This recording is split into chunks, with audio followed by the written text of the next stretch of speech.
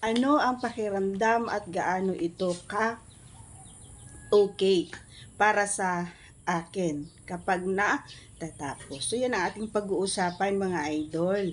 And isang malakasang shoutout po kay Boots Halyares. Mega love shoutout sa iyo, idol. Maraming salamat sa iyong suporta. At sa mga bago pa lamang po sa ating channel, ayan, please do me a favor. Please do subscribe and click our tiny notification bell para ma-update po tayo pag meron po tayong mga new upload videos. Disclaimer na rin, ang video natin ay para lamang po sa may bukas ng kaisipan at may malawak na pang-unawa.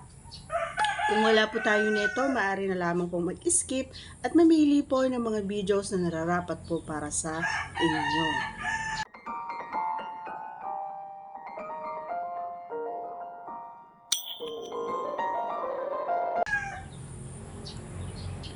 Una sa lahat, maraming salamat sa nagtanong nito, no, mga idol. Sana mapanood mo. Actually, ang pakiramdam ko kapag natatapos at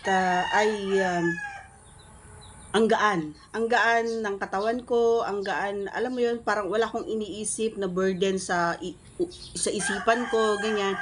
Kasi nga, yung goal ko is nakuha ko, kumbaga.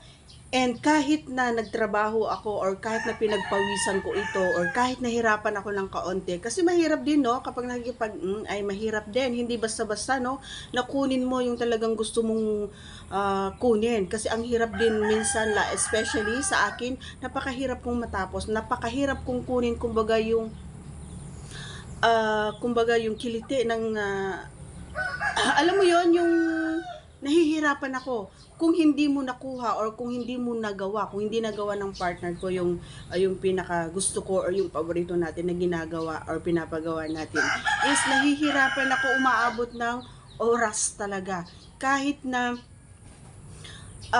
manginig-nginig ka na sa sobrang pagod mo, ganon, or kahit ako, yung halimbawa ko yung nagtatrabaho, nahihirapan ako, mga idol. So, kapag dumating yung time or yung oras na talaga naman na mararamdaman ko na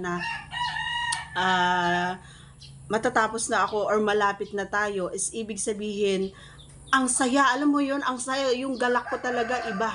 Talagang, minsan nadidistract na ako, no? Alam mo yung lalabas na, pero nadidistract ako sa sobrang saya ko. Kapag alam ko na, at ramdam ko na malapit na ako. Kasi nga, syempre, ang tagal kong pinagtrabahuan, isang oras, 'di ba? Tapos ganon, yung paglabas nito ay napaka-simple lang, mararamdaman mo lang na, alam mo yon, yung isang malaking big O lang yung mailalabas mo or dalawang big O is, alam mo yon, ang sarap sa pakiramdam. Ganun yon. Gaano nga ba ito kasarap? Siyempre, walang kasing sarap kasi nga, ito nga yung iniaim mo na goal eh. Ito yung gusto mong makuha, kumbaga, sa minuto or sa oras na iyon.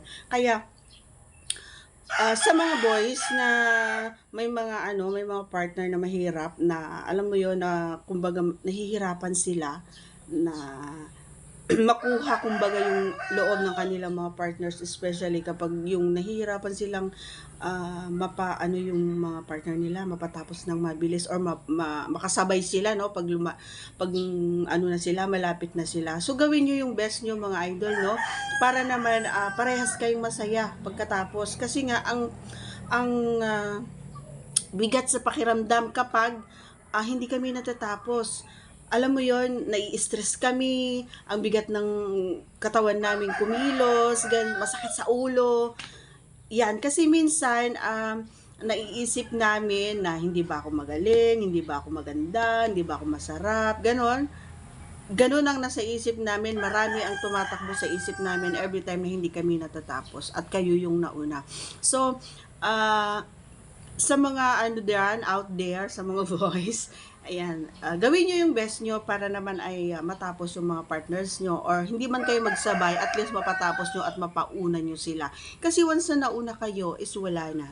Wala nang pag-asa. Ang bakit anong gawin niya, kahit magbali-baliktad pa yan, wala nang pag-asa. Maliban lamang kung kaya mong magpangalawa. So, kahit kaya mo pang magpangalawa, pero maghihintay pa rin ng minuto, gayon, or oras, kasi minsan natutulog na rin kayo pagkatapos. So kami, wala nga, ganon. So para sa akin, dun sa tanong ni Idol, walang kasing sarap at napakagaan sa katawan, napakagaan sa isipan, ang gaang magtrabaho sa oras na natapos. Napakagaan, totoo. And naka-smile ako every time na natatapos ako. Maghapong naka-smile ako. Hindi mo ko makikitang nakasimangot.